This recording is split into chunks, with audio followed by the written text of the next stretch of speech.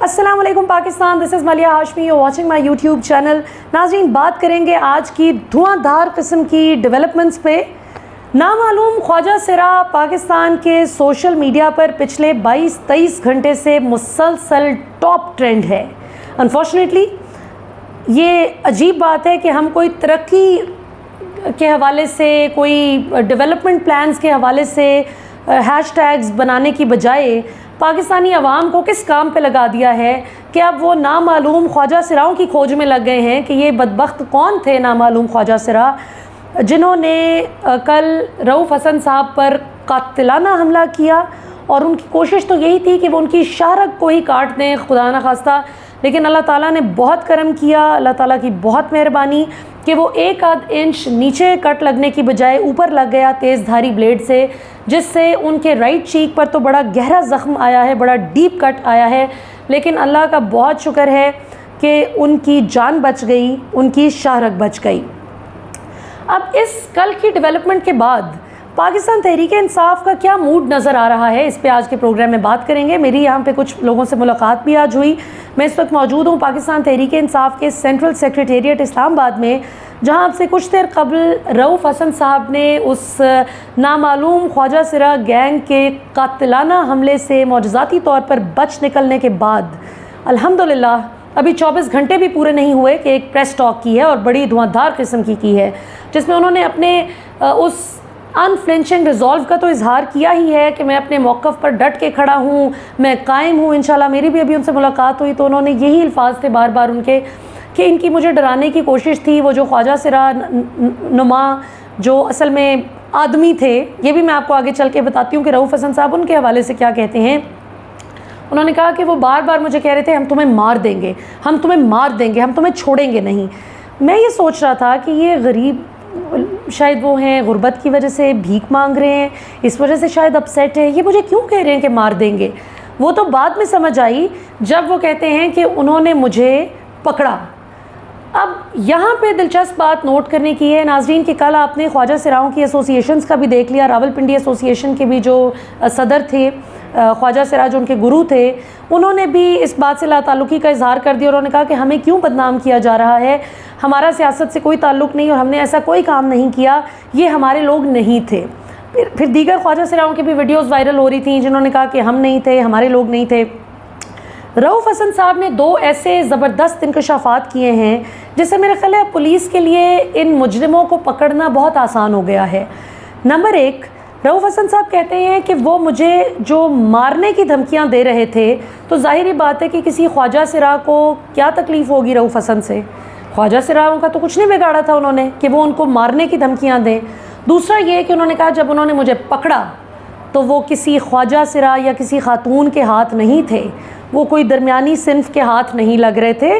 وہ باقاعدہ کسی اسٹرانگ بلٹ والے آدمی کے ہاتھ لگ رہے تھے، اور ان کے مسلز بھی بہت اسٹرانگ تھے کہ جیسے باقاعدہ مشقیں کر کر کے جو لوگ بڑی فٹنس کانشیس ہوتے ہیں، جو بڑی جن کی بلٹ اسٹرانگ ہوتی ہے جن مردوں کی، ظاہر ہے ان کی بلٹ میں اور کسی خواجہ سرا بیچارے کی بلٹ میں زمین آسمان کا فرق ہوتا ہے۔ اور پھر یہ کہ جو چادر والا خسرا تھا، جس کے بوٹ بھی نظر آ رہے تھے مردانہ قسم کے، ہم نے تو آج تک اپنی زندگی میں پاکستان کے کسی کونے میں بھی کوئی ایسا خواجہ سرا نہیں دیکھا جو دوپہر کی شدید گرمی ہو، مئی کا مہینہ ہو، اور وہ چادر لپیٹ کر اور اتنے بڑے بڑے مردانہ بوٹ کس کے لوگوں پر تیز دھاری بلیڈ سے حملہ آور ہو رہا ہو۔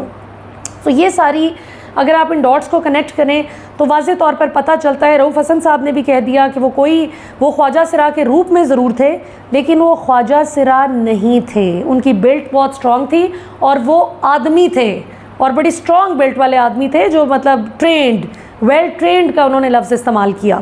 اس کے بعد ناظرین ابھی اس جگہ جہاں میں موجود ہوں، حماد اظہر صاحب بھی منظر عام پر آ گئے ہیں، اور ان سے جب رپورٹرز نے سوال پوچھا کہ آپ ابھی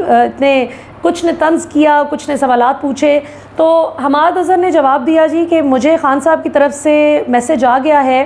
کہ آ جاؤ منظر عام پر، اب جو رؤوف حسن کے ساتھ جو کچھ کل ہو گیا ہے، اس کے بعد اب خاموش بیٹھنا یا سائٹ پر بیٹھنا اب کسی صورت بھی یہ قابل قبول نہیں ہے، اور ہمیں خود ہی اپنے لیے قابل قبول نہیں کہ اب ہم چپ کر کے سائٹ پہ خاموشی سے بیٹھ جائیں، کہ یہ تو اب جان لینے پہ جو ہے مخالفین آ گئے ہیں۔ ظاہر ہے خواجہ سرا جو خود بھی نگیٹ کریں کہ ہم نے کچھ نہیں کیا، تو آخر کسی کو تو کوئی تکلیف ہے نا جو خواجہ سرا کا روپ دھار کے آیا ہے، جس نے جان لینے کی کوشش کی کہ ایک پریسیڈنٹ سیٹ کر سکے کہ دیکھو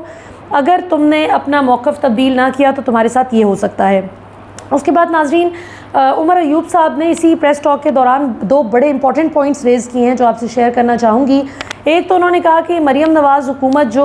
پنجاب ڈیفیمیشن لا لانے کی کوشش کر رہی ہے کہ صحافیوں کا گلا گھونٹ دیا جائے، وہ بات نہ کر سکیں، آزادی حق رائے دہی ان کی بالکل سلب کر لی جائے، تو انہوں نے کہا کہ یہ تو بات ہمیں بالکل بھی قابل قبول نہیں ہے اور ہم اس کو بطور پاکستان تحریک انصاف جماعت ہم اس بل کو ریجیکٹ کرتے ہیں۔ دوسرا انہوں نے کہا کہ خان صاحب پہ جن بدبختوں نے قاتلانہ حملہ کیا تھا وزیر آباد میں،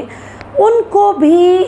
کھلی چھوٹ دے دی گئی ہے، ان کو آزاد کر دیا گیا ہے۔ اس کو بھی انہوں نے کہا کہ ہم اس فیصلے کو بھی ریجیکٹ کرتے ہیں اور اس کی پوری انکوائری ہونی چاہیے کہ یہ واقعہ کیوں ہوا۔ یہ تو اللہ نے بچا لیا، جس طرح رؤوف حسن صاحب کو کل اللہ نے بچایا، خان صاحب کو بھی اللہ تعالیٰ نے وزیر آباد میں بچا لیا، لیکن اگر خان صاحب پر جو وزیر آباد میں قاتلانہ حملہ ہوا تھا اگر اس کی جانچ پڑتال ہوتی، اگر اس پہ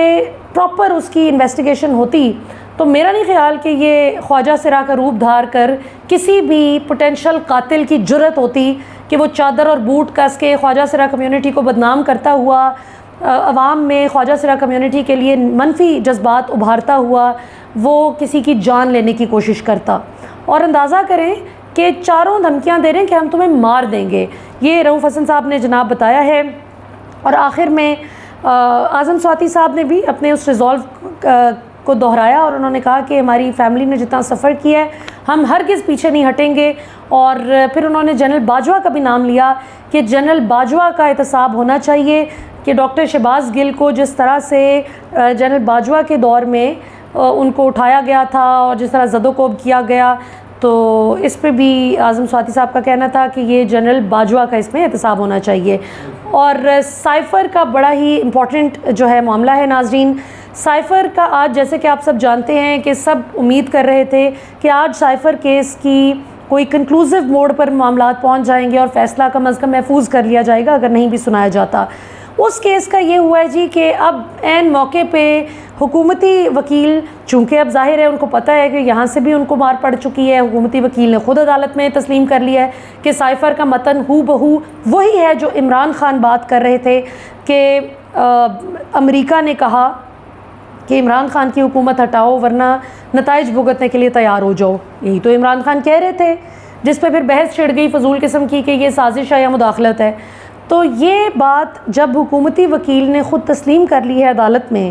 کہ یہی متن تھا امریکی جو under secretary for state Donald Lu کی گفتگو پر جو مبنی تھا یہ سائفر، یہی اس کا سارا متن تھا جو عمران خان بات کر رہے تھے، تو اب ظاہر ہے کہ یہ معاملہ مزید پیچیدہ کرنے کے لیے اور عمران خان کہیں اس کیس سے بچ نہ نکلیں، کیونکہ ظاہر انہوں نے جرم کو تو کوئی کیا نہیں ہے جس کی وجہ سے وہ ان کو پھنسایا جائے، لیکن اب عمران خان کو اس کیس میں پھنسانے کے چانسز کم نظر آ رہے ہیں ان کو، لہٰذا آج اسپیشل پروسیکیوٹر نے ایک نئی گیم ڈال دی ہے عدالت میں اور انہوں نے فرمایا ہے جی کہ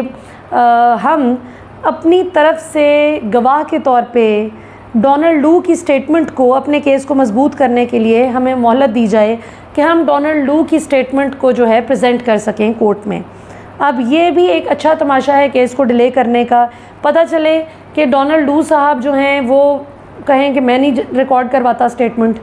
تو اسی چکر میں یہ مہینہ 1.5 مہینہ اور آگے کھینچ لیں، اور ان کیس اگر وہ کروا بھی دیتے ہیں تو آئی ایم شیور پاکستانی عدالت اس چیز کو دیکھے گی کہ جب ایک بات آلریڈی ان کا وکیل تسلیم کر چکا ہے کہ امریکی جو سائفر تھا اس کا متن ہی یہ تھا، تو پھر بحث یہاں پہ ختم ہو جاتی ہے، پھر بات کیا رہ جاتی ہے۔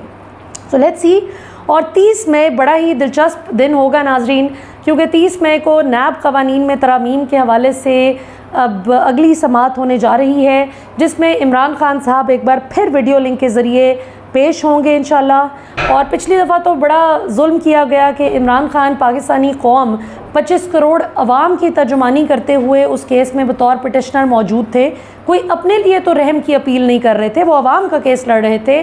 وہاں پہ پٹیشنر کے طور پہ موجود تھے، لیکن ان کو جان بوجھ کر بولنے کا موقع نہیں دیا گیا، نہ ان کی تصویر دکھائی گئی۔ سو اب ہم امید کرتے ہیں کہ ذرا عدالت حوصلہ کرے گی اور خان صاحب کو انشاءاللہ 30 مئی کو بولنے کا موقع دے گی۔ پاکستان ہمیشہ زندہ باد۔